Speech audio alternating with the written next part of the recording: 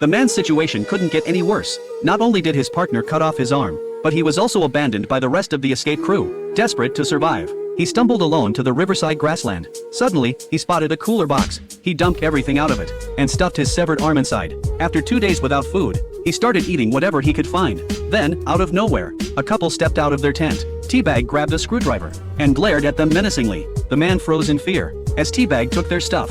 Before leaving, Teabag waved the screwdriver at him and warned, "If you call the cops, I'll shove this straight into your eye." Then he snatched the man's hat and ran off wildly. He soon reached a small clinic and demanded the doctor perform surgery. But the doctor said, "I'm a veterinarian, not a surgeon. You need a hospital." Teabag slammed his severed arm on the desk. Seeing how serious the injury was, the doctor reached for the phone to call an ambulance, but Teabag grabbed him by the collar, threatening him not to call anyone and to operate immediately. Under the threat of death, the terrified vet gave in. He prepared the anesthetic, but Teabag coldly refused.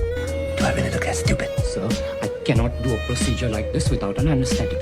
I have to cut away dead flesh. Nobody can undergo a procedure like this without an anesthetic. Ain't nobody.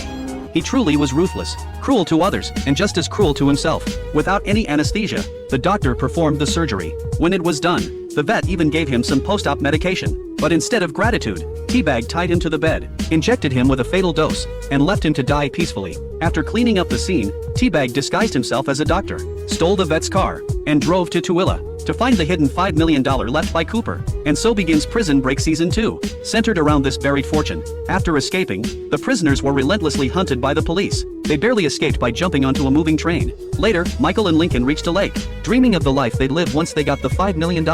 But the police had already issued a nationwide manhunt. Still wearing their prison uniforms, there was no way they could reach Tooele. They'd be arrested the minute they stepped outside. Luckily, Michael had a plan B. If John's plane couldn't take them away, they'd find a way to survive locally. He looked down at the tattoos on his wrist and explained his plan to Lincoln. What he didn't expect was a powerful new opponent, FBI Special Agent Alexander Mahone. As soon as Mahone took the case, he noticed something strange about Michael's tattoos. He tracked down the tattoo artist, but she told him that Michael had designed them himself. He was extremely precise. It took her over 200 hours to complete. Whatever secrets were hidden in them, she had no clue. Mahone then visited Michael's old apartment. When he saw the wall full of tiny holes, he quickly pieced together the entire escape plan. He even sent divers to search the river, and soon recovered the hard drive Michael had thrown away. Meanwhile, Michael had reached the marked grave, dug up the hidden stash of clothes, cash, and passports. Just as he and Lincoln changed and prepared to leave, a government car slowly pulled up. Stepping out was none other than Mahone himself. Following the clues from Michael's tattoos, Michael stared in shock.